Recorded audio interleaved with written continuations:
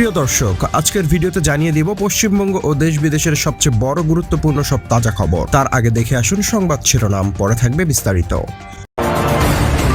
পশ্চিমবঙ্গ দিবসে তারকেশ্বর জনসভা, পরের দিন কলকাতায় যোগাভ্যাস। দুদিনের সফরে রাজ্যে আসছেন প্রধানমন্ত্রী নরেন্দ্র মোদী। নেত্রী মমতাকে চেয়ে পরিষদীয় দলে ক্ষোভ, তৃণমূল নেত্রী কি পারবেন বিদ্রোহীদের নিজের কাছে ফেরাতে?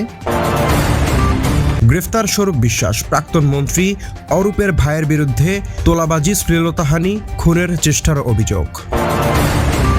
পেনশনভোগীদের বকেয়া মহাগ্র করে দিতে শুরু করল শুভেন্দু সরকার, পাবেন মৃত কর্মীর আইনগত উত্তরাধিকারও। সর্বশেষ দেখবেন কলকাতা পুরসভার আরও এক তৃণমূল কাউন্সিলর গ্রেফতার, আগেও গ্রেফতার হয়েছেন 3 জন। দেখছিলেন ক্রাউন সিমেন্ট সংবাদ শিরোনাম, এবার বিস্তারিত। পশ্চিমবঙ্গের প্রথম বিজেপি সরকারের শপথে এসেছিলেন তিনি, তার 1.5 মাসের মধ্যে আবার আসছেন। এবার 2 দিনের সফর, প্রথম দিন পশ্চিমবঙ্গ দিবস পালন, দ্বিতীয় দিন আন্তর্জাতিক যোগ দিবস পালন। 20 জুন প্রধানমন্ত্রী নরেন্দ্র মোদী সভা করবেন হুগলি জেলার তারকেশ্বরে। ওই তারিখকে যে এবার থেকে পশ্চিমবঙ্গ দিবস হিসেবে সরকার পালন করবে সে কথা আগে জানিয়েছিলেন মুখ্যমন্ত্রী শুভেন্দু অধিকারী। কারণ 1947 সালের 20 জুন তারিখে তৎকালীন প্রাদেশিক আইনসভায় বঙ্গের বিভাজন এবং তার পশ্চিমাংশের ভারত ভুক্তির প্রস্তাবের উপর ভোটাভুটি হয়েছিল, প্রস্তাব পাশও হয়েছিল। তাই ওই তারিখকে পশ্চিমবঙ্গ দিবস হিসেবে মর্যাদা দেওয়া উচিত বলে বিজেপির অনেক দিনের দাবি ছিল, কিন্তু তৃণমূল সরকার সে দাবি মানেনি। পহেলা বৈশাখকে মমতা বন্দ্যোপাধ্যায় পশ্চিমবঙ্গ দিবস ঘোষণা করে দিয়েছিলেন। রাজ্যে পালাবদল হতেই সে সিদ্ধান্ত বদলে দিয়েছে নতুন মুখ্যমন্ত্রী। 20 জুন তারিখে পশ্চিমবঙ্গ দিবস হিসেবে ঘোষণা করছে শুভেন্দু সরকার। সেই তারিখে পশ্চিমবঙ্গে সভা করতে আসছেন প্রধানমন্ত্রী নরেন্দ্র মোদী। পশ্চিমবঙ্গ দিবসের কর্মসূচি আয়োজন তারকেশ্বর করার ঐতিহাসিক কারণ রয়েছে বলে বিজেপি তরফ থেকে জানানো হয়েছে। স্থানীয় বিধায়ক সন্তু পান বলেন, 1947 সালের 5 এপ্রিল এই তারকেশ্বরীর শ্যামাপ্রসাদ মুখোপাধ্যায় প্রথমবার পশ্চিমবঙ্গ প্রতিষ্ঠার ডাক দেন। রাজাবাড়ি মাঠে জনসভা করে তিনি বাঙালি হিন্দু নিজস্ব ভূমি হিসাবে পৃথক পশ্চিমবঙ্গ গঠন এবং তার ভারতে অন্তর্ভুক্তির দাবি তুলেছিলেন। তাই পশ্চিমবঙ্গ দিবস পালন করেন প্রধানমন্ত্রী তারকেশ্বরে আসছেন। সন্তুর কথায় এটি একটি বৃত্ত সম্পূর্ণ হওয়ার মতো ঘটনা। পশ্চিমবঙ্গ গঠন এবং তার ভারত ভুক্তির স্বপ্ন সাধারণ জনতার মধ্যে শ্যামাপ্রসাদ মুখোপাধ্যায় প্রথমবার চারিয়ে দিয়েছিলেন এই তারকেশ্বরে দাঁড়িয়ে। সে স্বপ্ন সফল হয়েছিল, কিন্তু পশ্চিমবঙ্গে এতদিন শ্যামাপ্রসাদ অনুসারী সরকার গঠিত হয়নি। এই প্রথমবার এ রাজ্যে শ্যামাপ্রসাদের মতানুসারী সরকার হলো। তার 1.5 মাসের মধ্যে দেশের প্রধানমন্ত্রী তারকেশ্বরে মাটিতে আসছেন পশ্চিমবঙ্গ দিবস পালন করতে। এটা আমাদের কাছে সৌভাগ্যের বিষয়। 20 জুনের এই কর্মসূচি প্রধানমন্ত্রীর তরফ থেকে একটি ধন্যবাদ জ্ঞাপক কর্মসূচি হতে চলেছে। বিজেপি সূত্রের খবর, বিধানসভা নির্বাচনে পশ্চিমবঙ্গের বিজেপি যে বিপুল জনাদেশ পেয়েছেন তাকে দলের তরফ থেকে বারবার ঐতিহাসিক হিসাব বর্ণনা করা হচ্ছে। বিজেপিকে এই ঐতিহাসিক বিজয় উপহার দেওয়ার জন্য মোদী পশ্চিমবঙ্গ দিবস পালনের মঞ্চ থেকেই পশ্চিমবঙ্গবাসীকে ধন্যবাদ জানাবেন।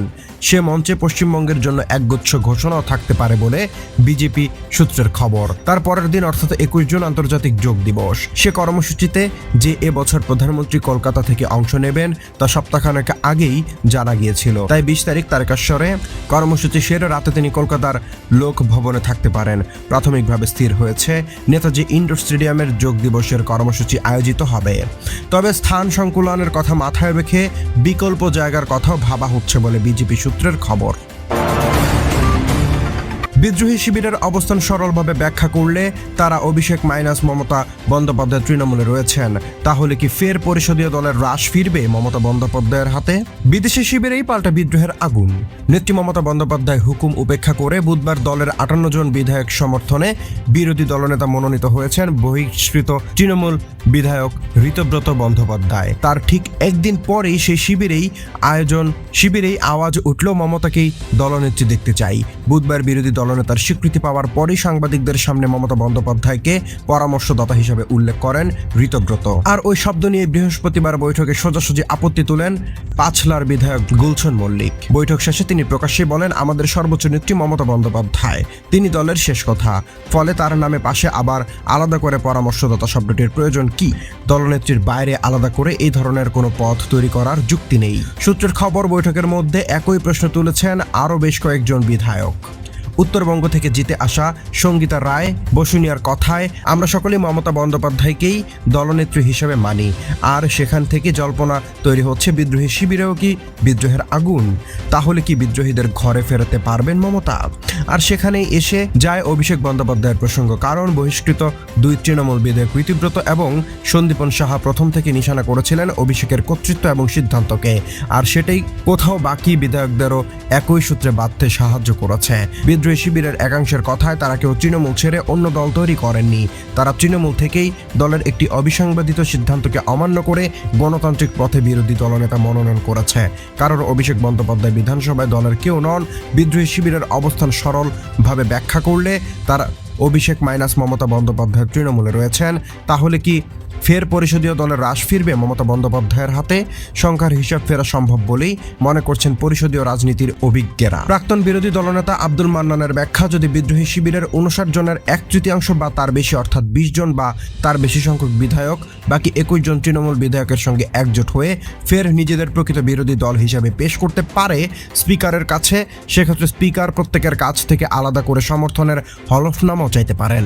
মনোনয়নের কথায় এরপরে পূর্ব পুরোটাই স্পিকারের হাতে, তিনি সর্বোচ্চ ক্ষমতার অধিকারী, তিনি এরপর শুনানি করতে পারেন, আবার তিনি সেই আবেদন মুলতবিও রাখতে পারেন। তবে এত হিসাব নিকাশে কি আদৌ প্রয়োজন পড়বে?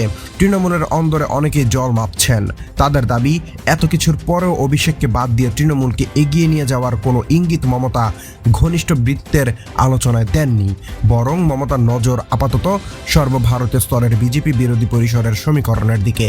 তা মজবুত করতেই আগামী 8 জুন সর্বভারতীয় স্তরের বিজেপি বিরোধী জোট ইন্ডিয়ার বৈঠকে যোগ দিতে যাবেন মমতা, সঙ্গে যাবেন অভিষেকও। 7 জুনই দুজনের দিল্লি রওনা হওয়ার কথা রয়েছে, যা থেকে স্পষ্ট মমতা সর্বভারতীয় স্তরে বিজেপি বিরোধী মঞ্চে অভিষেকের উপস্থিতিকে উপস্থাপন করতে চাইছেন।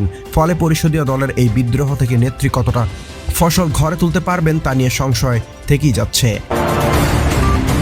ডিআর বকেয়ার ক্ষেত্রে একটি মনোনীত ব্যক্তির নাম সংশ্লিষ্ট দপ্তরে নথিভুক্ত থাকে, তাহলে সেই মনোনীত ব্যক্তিকে অর্থ প্রদান করা হবে। যদি বর্তমান পারিবারিক পেনশনভোগী ও মনোনীত ব্যক্তি একই হয়, তবে সরাসরি তার অ্যাকাউন্টেই অর্থ পাঠানো হবে। এবার বকেয়া মহার্ঘ ত্রাণ ডিয়ারনেস রিলিফ বা ডিআর দিতে শুরু করলো রাজ্য সরকার। রাজ্য সরকারের অবসরপ্রাপ্ত কর্মী এবং তাদের পরিবার এই সুবিধা পাবেন। 2008 থেকে 2015 সাল পর্যন্ত বকেয়া ডিআর দেওয়া শুরু হয়েছে বলে বিজ্ঞপ্তিতে জানিয়েছে নবান্ন। ডিআর সংক্রান্ত নবান্নের বিজ্ঞপ্তি প্রকাশিত হয় গত 29 মে। তাতে জানানো হয়েছে, কোনো কর্মী বা পেনশনভোগীর মৃত্যু হলে বকেয়া ডিআর পাবেন তাদের মনোনীত ব্যক্তি বা আইনগত উত্তরাধিকারী। সরাসরি পর্যবেক্ষণে দেখা গিয়েছে, বকেয়া অর্থ বিতরণের সময় বহু ক্ষেত্রে সংশ্লিষ্ট কর্মী বা পেনশনভোগী ইতোমধ্যে প্রয়াত হয়েছেন। সেই সব ক্ষেত্রে অর্থ প্রদানের ক্ষেত্রে জটিলতা তৈরি হচ্ছিল। এই সমস্যা দূর করতে নতুন গাইডলাইন চালু করা হয় আগেই। ডিআর বকেয়া ক্ষেত্রে যদি মনোনীত ব্যক্তির নাম সংশ্লিষ্ট দপ্তরে নথিভুক্ত থাকে, তাহলে সেই মনোনীত ব্যক্তিকেই অর্থ প্রদান করা হবে। যদি বর্তমান পারিবারিক পেনশনভোগী বা মনোনীত ব্যক্তি একই হন, তবে সরাসরি তার অ্যাকাউন্টে অর্থ পাঠানো হবে। অন্যদিকে যদি মনোনীত ব্যক্তির তথ্য না থাকে, তাহলে আইনগত উত্তরাধিকারীদের প্রয়োজনীয় নথি জমা দিতে হবে এবং যাচাইয়ের ভিত্তিতে অর্থ প্রদান করা হবে। রাজ্যের অবসরপ্রাপ্ত সরকারি কর্মকর্তা কর্মচারীদের বকেয়া মহার্ঘ ভাতা ডিএ দেওয়াও শুরু করেছে রাজ্য সরকার। নবান্নের অর্থ দফতর সূত্রে খবর, গত শুক্রবার থেকেই বকেয়া ডিএর টাকা দেওয়া শুরু হয়ে গিয়েছে। 2008 সালের এপ্রিল মাস থেকে 2015 সালের ডিসেম্বর মাস পর্যন্ত সরকারি কর্মচারীদের ডিএ বাবদ যে টাকা বকেয়া রয়েছে, আপাতত তা দেওয়া হচ্ছে।